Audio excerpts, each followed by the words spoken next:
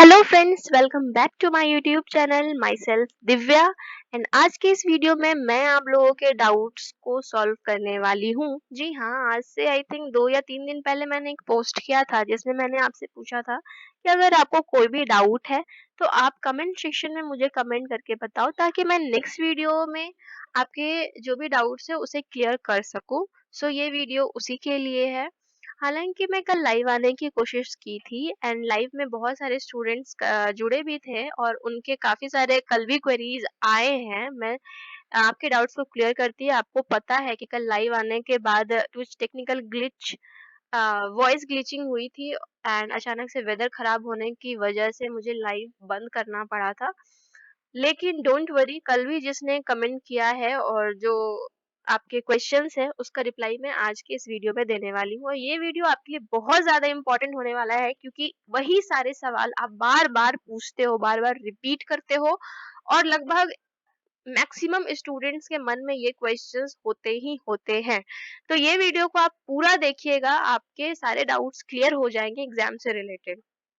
तो गाइस, सबसे ज्यादा बार और like most frequently asked question जो है वो ये है कि झारखंड कंबाइंड के थ्रू जो एग्जाम लिए जाते हैं, चाहे वो पैरामेडिकल हो, बीएससी नर्सिंग हो या बीएससी एग्रीकल्चर हो या एएनएम जीएनएम हो, ये सारे कोर्सेज के लिए एग्जाम्स के फॉर्म कब तक आएंगे और एग्जाम कब तक कंडक्ट कराए जाएंगे, ये सबसे ज्यादा बार क्वेश्चन पूछे गए हैं। तो let me answer you first कि गाइस, ये क्वेश्चन आपका पूछना लाजमी है, क्योंकि इन सभी कोर्सेज के लिए जो एग्जाम्स होते थे वो मई में हो जाते थे, फॉर्म भी मई में ही निकलता था। बट इस बार का सिचुएशन आपको मालूम है कि पिछले बार से ज्यादा कोविड का जो सिचुएशन खराब हुआ है वो इस बार है। यानी कि पिछले बार जैसा भी था सिचुएशन, उससे भी ज्यादा भयंकर सिचुएशन इस साल बना हुआ है, जिसकी वजह से एग्जाम लेट हो रहा है। पिछले साल भी एग्जाम लेट हुआ था। ठीक है। तो गाइज, बात यही है कि आपको पता करना है कि भाई एग्जाम लोगे कब तक, कोविड कब तक रहेगा। तो कोविड जब तक नॉर्मल नहीं होता है, ये कोरोना संक्रमण जब तक नॉर्मल नहीं होता तब तक आपके एग्जाम्स तो नहीं लिए जाएंगे। पिछले साल भी ऐसा ही हुआ था। तो कब तक होगा ये कोई नहीं जान रहा है। तो फिर भी मैं आपको एक नॉर्मली बता देती हूँ कि आपके एग्जाम्स कब तक हो सकते हैं, कब तक फॉर्म निकल सकता है, ताकि आप उसके अकॉर्डिंग अपने प्रिपरेशन को कंटिन्यू करके रखें। मोस्ट प्रोबेबली आपके एग्जाम्स अगस्त तक लिए जाएंगे। अगस्त में हो सकता है आपका फॉर्म निकले और उसी टाइम एग्जाम्स भी अगस्त सितंबर तक में ले लिया जाएगा। अगर आप झारखंड से बिलोंग करते हो तो आप कुछ दिनों से न्यूज़ देख रहे होगे, तो आपको पता चल रहा होगा कि यहाँ पे झारखंड में कोविड जो संक्रमण, कोरोना संक्रमण है वो काफी कंट्रोल में आया हुआ है। अगर ऐसा ही सिचुएशन रहता है तो आपके एग्जाम्स ले लिए जाएंगे अगस्त तक में। अभी इधर एग्जाम होने के कोई चांसेस नहीं बने हुए हैं।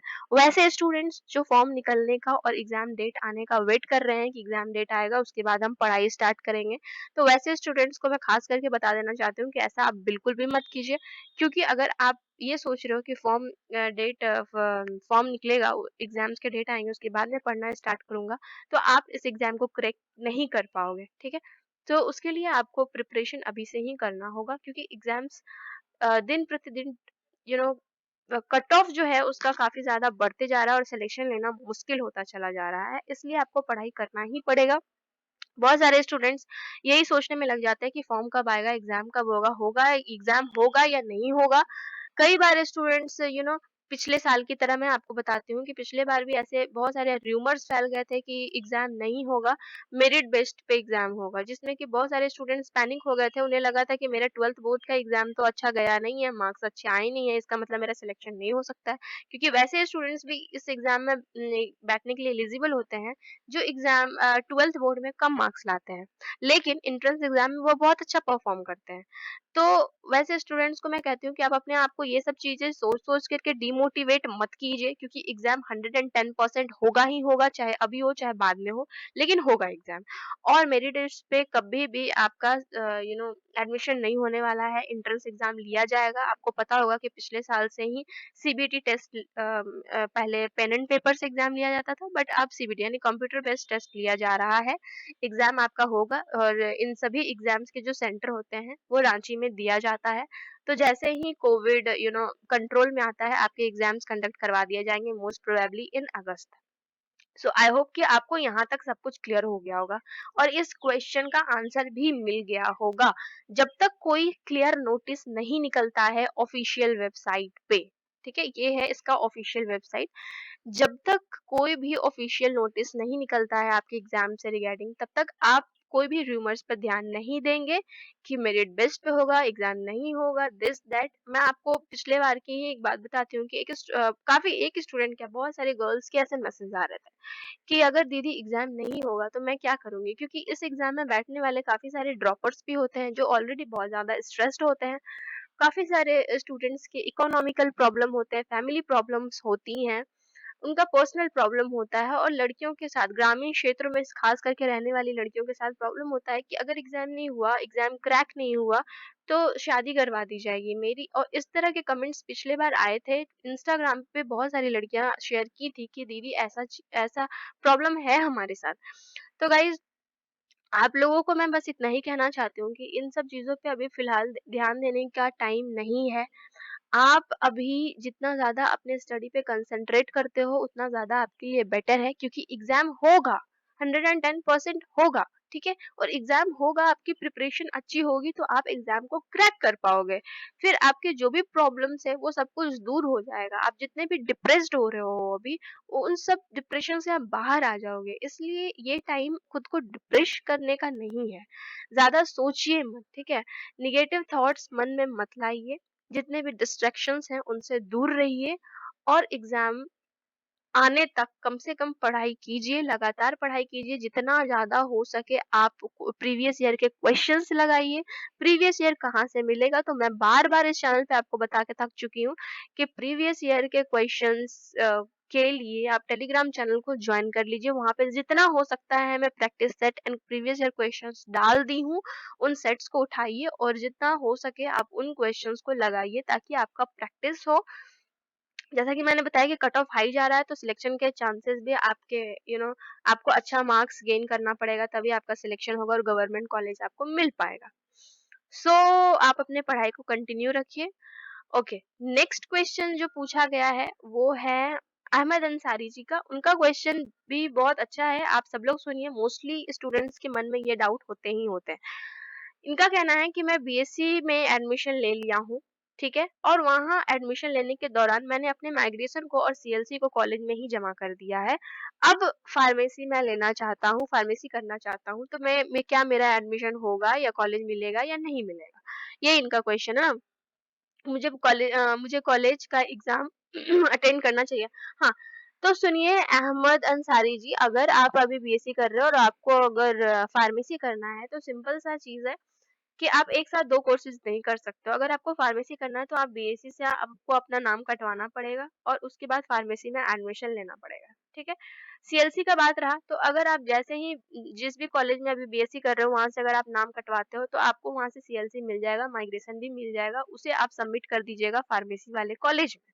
और ऐसा आप तब कीजिएगा जब आपका फार्मेसी में एडमिशन हो जाता है, यानी कि आप एग्ज़ाम देते हो, एंट्रेंस आपका निकल जाता है, आपको कॉलेज अलॉट होता है, तो ही आप बीएससी में अपना नाम कटवाइएगा और वहाँ से सीएलसी लीजिएगा।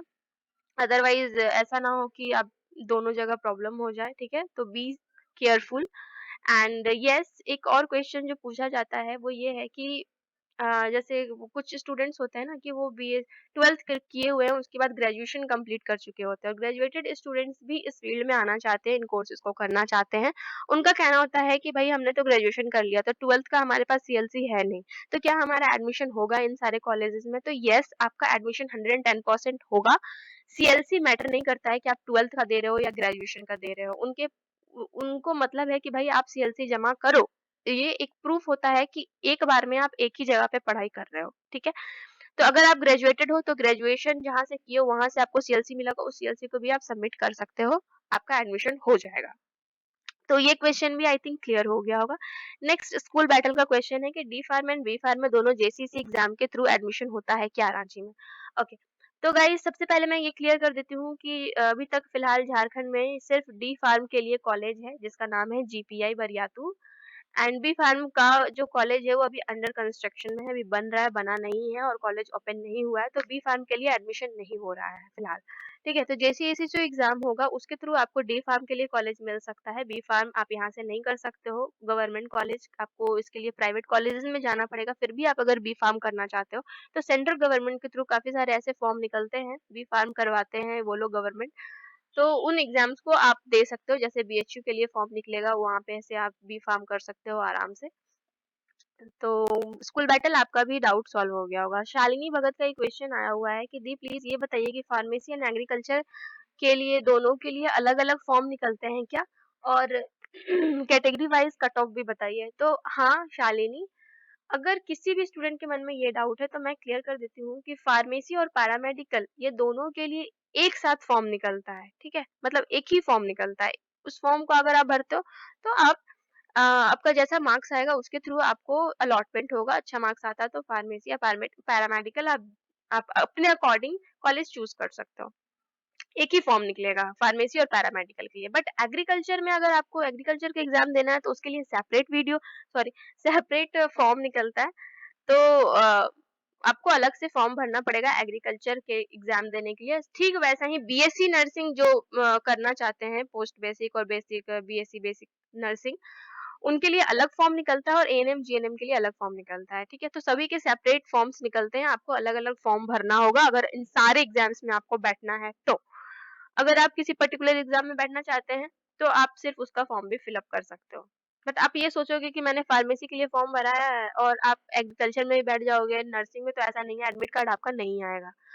ठीक है, तो ये चीज आई होप कि शालिनी आपको क्लियर हो गया होगा। और अगर कट ऑफ की बात करें तो उसके लिए मैं सेपरेट वीडियो बनाऊंगी कि हर एक कोर्सेज के लिए हर कितने कट ऑफ जाते हैं, क्योंकि इस वीडियो में बहुत ज्यादा मगअप हो जाएगा। ठीक है, एंड और कौन से क्वेश्चंस है, बहुत सारे ऐसे क्वेश्चंस है जो रिपीटेड है, तो मैं उन क्वेश्चंस को नहीं ले रही हूँ। ठीक है, क्योंकि आपको आपका जवाब मिल गया होगा। एक क्वेश्चन है जयलाल साहु जी का, उनका कहना है कि PCM student can give the exam of NEET. NEET is a medical entrance exam. Okay Jailal Sahu, तो ये मेडिकल एंट्रेंस एग्जाम है, तो पीसीएम स्टूडेंट्स इस एग्जाम को नहीं दे सकते हैं। अगर आपको इस एग्जाम को देना ही है तो इसमें बायोलॉजी कंपलसरी है। इधर आप पीसीएमबी स्टूडेंट हो सकते हो तो इस एग्जाम को दे सकते हो, या फिर पीसीबी हो तो भी दे सकते हो।